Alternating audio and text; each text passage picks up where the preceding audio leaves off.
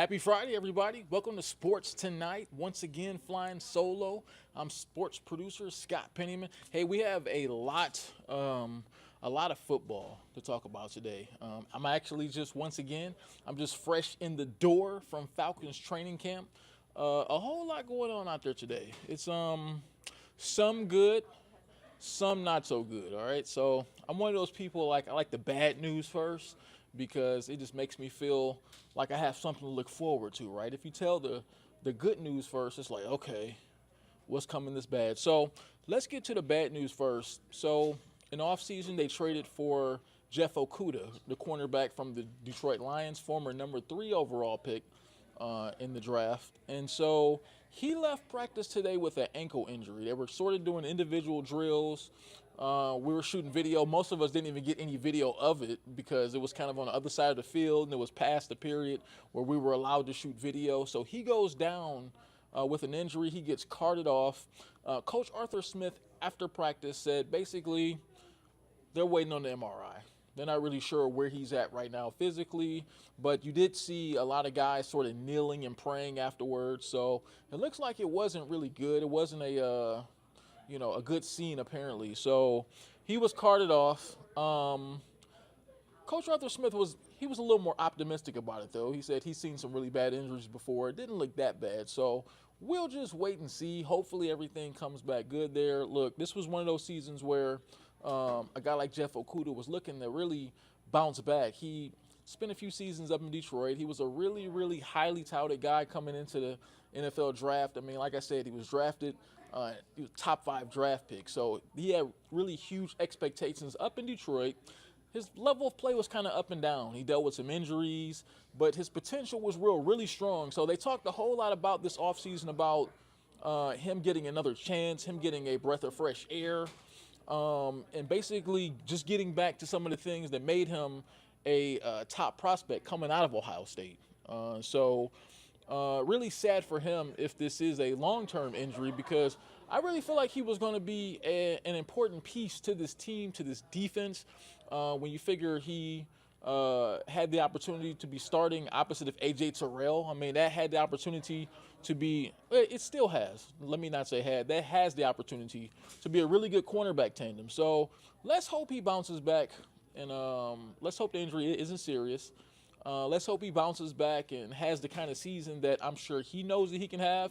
And me just watching him, I mean, I'm a big Ohio State fan, and I watched Jeff Okudah at Ohio State. I mean, he was a lockdown corner. He was really good. And sometimes better situations can bring out better play in some people, right? I mean, that's true not just in sports, but in the work world, right? I mean, you may be somewhere and they may not be able to get the best out of you. You go somewhere else where you feel good about things, you feel good about the pieces they have in place, and it brings out a better you. And I think that's what Jeff Okudah was really hoping for this year, being in Atlanta, being with the Falcons, leaving the Detroit Lions organization, just getting a fresh new start. So let's hope everything goes good there.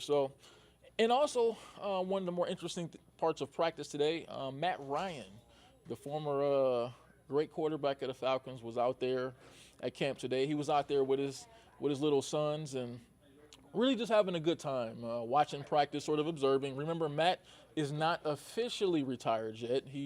But he is expected to spend this season at CBS, being an analyst. I believe he's going to be a studio analyst, but he'll be a football analyst at CBS. So it was just really good just to see him back in the building. Everybody around that facility seems to really have a lot of respect for Matt and what he did for the organization, just how good of a player he was. I mean, Arthur Smith talked about it afterwards, and he talked about the 1 year he spent with Matt. The guy was nothing but class. Grady Jarrett spoke very highly of Matt after practice and talked about, hey, man, we spent a lot of years here together. So he has a tremendous amount of respect for Matt Ryan as a person and what he did. He talked about how no matter what Matt does, no matter what he decides moving forward, he's going to be successful at it.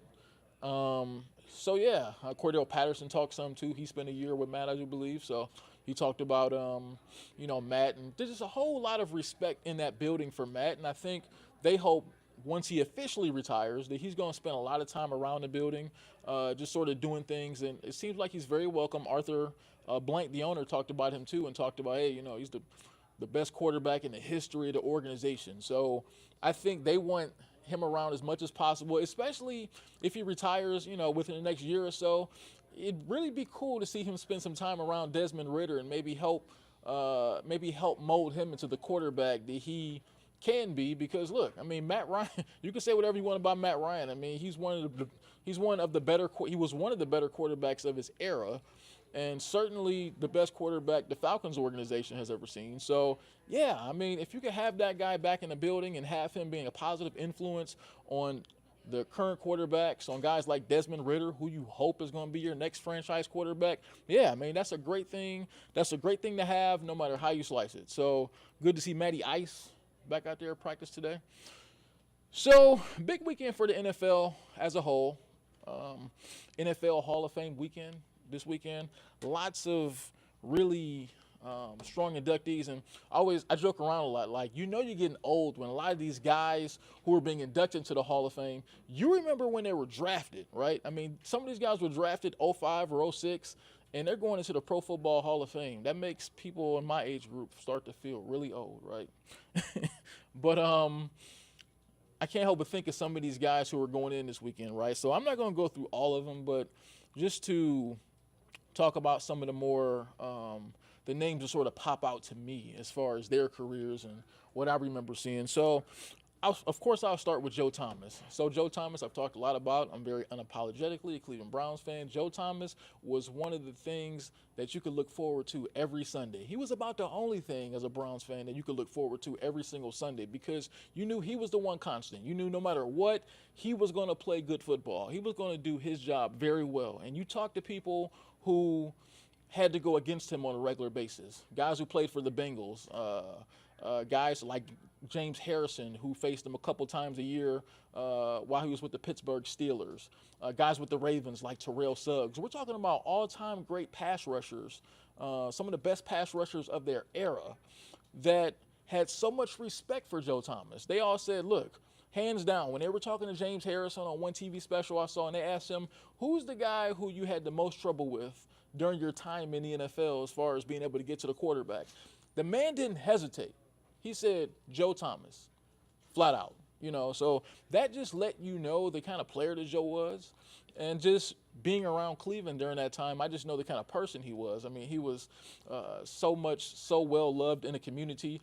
And let's face it, when you have such a bad organization like they've had since 1999, such a limited amount of wins, I think they have the most losses in the NFL in that time span. Just knowing the fact that you had a Hall of Fame player that came from that era, it really makes it sort of kind of weird, right? I didn't think anybody, just kind of watching that time, when a team is so bad for that long, you don't think they have anybody from an era that's going to be a Hall of Fame player. But they had the best left tackle in the game for a 10-year span. So just really good to see Joe going to Canton, right down the road from where he played at. He spent his whole 11-year career with the Cleveland Browns. So just really good to see him getting his respect, and really good to see him going to Canton. Another guy Darrelle Revis. So I was really thinking the other day about my short list of best players that I've ever seen play that position. Darrelle Revis, to me, my list starts with number one. You got Deion Sanders, the former Falcon, the Falcon great. Now Coach Prime, who's with University of Colorado, coaches football there. He unquestionably is the number one cornerback on my list. I would say number two on my list, as far as guys I've watched, would probably be Ty Law. He's in the Hall of Fame too. And then number three on that list might be Darrelle Revis. Just when you think about, and I'm going to say he's the third best corner I've ever seen. Maybe it's really hard to not put him at number two ahead of Ty Law. I guess the reason I put him below Ty Law is because I saw Ty Law come up with so many big plays in big games for the Patriots, and him winning a couple Super Bowls for them. He really had some really, really big plays, especially when they played against like the Colts and Marvin Harrison and Reggie Wayne. That man showed up. That man showed up for the biggest games and the biggest moments for that team. So that's why I'm putting Ty Law at number two. But Darrelle Revis is a really close three. And because I think about the era Darrelle Revis played in, when I think about the amount of how the NFL changed in that time, where Revis played in the era where teams threw the ball all over the field, where the rules changed, where you could barely put your hands on a quarterback, where you can barely put your hands on wide receivers. And he was able to just flat out dominate some of the best receivers of his era. I mean, when he went against the Calvin Johnsons, the Steve Smiths, and all those guys, I mean, he was able to lock those guys down. So when you think about what Darrelle Revis meant to the NFL during that time and how he played his position, it's really hard to say he's not one of the top 3 best cornerbacks to ever play the game. Because in an era where it became increasingly difficult to be a lockdown corner, he was a lockdown corner. And so rest of the guys on that list, DeMarcus Ware, the great pass rusher from the Cowboys, had a really good career, one of the best of his era getting to the quarterback. He was one of the all-time greats to play his position. And then Rondé Barber. It took him a little while to get in Tampa. That guy was a turnover machine. I remember watching Tampa Bay Buccaneers games during that era with Warren Sapp and those guys and John Lynch and all those guys. And, man, Rondé Barber was a guy that was always around the football. Like, to me, he was like the Ed Reed of the cornerback position. That ball would find Rondé Barber. I mean, it'd be no matter what. I mean, just thinking back, when I'm thinking about the best Rondé Barber plays I've seen, that 2002 NFC Championship game against the Eagles. Eagles were driving late in that game. Tampa Bay was trying to stop him and kind of seal it. It was Rondé Barber who had a pick 6 to put that game away. And it just seemed like there were so many plays like that from Rondé over his career. And I just knew it was a matter of time before he got into the Hall of Fame. Because when you think about those Tampa Bay Buccaneer defenses, of course you think Warren Sapp, you think John Lynch, you think Derrick Brooks. But Rondé Barber, he played in Tampa longer than all those guys. And he was as consistent as anybody who really during his era at that position. You know, I mean, when you think about how he played the position, he really changed the position. As far as just, you know, he was a guy who wasn't necessarily your typical cover corner. He was a guy that would blitz off the edge, wreak havoc, and he really thrived in that Monty Kiffin, Tampa 2 defense. He was big time in that defense. So I remember watching him a lot growing up and just the difference-making plays that he made. And he's truly a Hall of Famer in my book.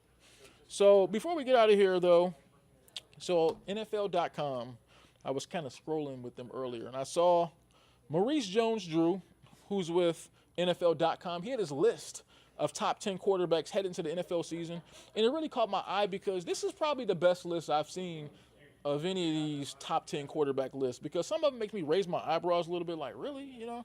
But I think Maurice Jones-Drew, this is one of the more solid lists that I've seen. I'll just go through it pretty quickly here. You got Patrick Mahomes at number 1. I don't think a human being on earth is going to argue that. You got Joe Burrow at number 2. I'd say that's pretty. I say that's pretty safe bet to say he's the second best quarterback. Now, you might get some people to argue that Josh Allen, who's at number 3, maybe should be number 2. I'd say Burrow would be number 2. I mean, he beat him pretty handily in the playoffs last year. So I have no issues with Joe Burrow being at number 2. Jalen Hurts at number 4. Now, that's a surprise because I think he should be at number 4 personally, but I've seen so many lists around that had Jalen Hurts at, past, number 7 or number 8. But when you look at how he's progressed the last few years, when you look at Jalen Hurts and the player that he's become in the last couple years, all the way to basically being a franchise quarterback and a type of quarterback that we can definitely see leading his team to a championship one day, led his team to the Super Bowl last year, played great in that Super Bowl, I have no problems with Jalen Hurts being number 4. And just to kind of round the rest of the list, we got Lamar Jackson at number 5. We got Justin Herbert at number 6. I think that's fair. Deshaun Watson at number 7. I think when you look at talent and ability-wise and what he's been in the NFL, I really have no problem with him being at number 7. Trevor Lawrence at number 8.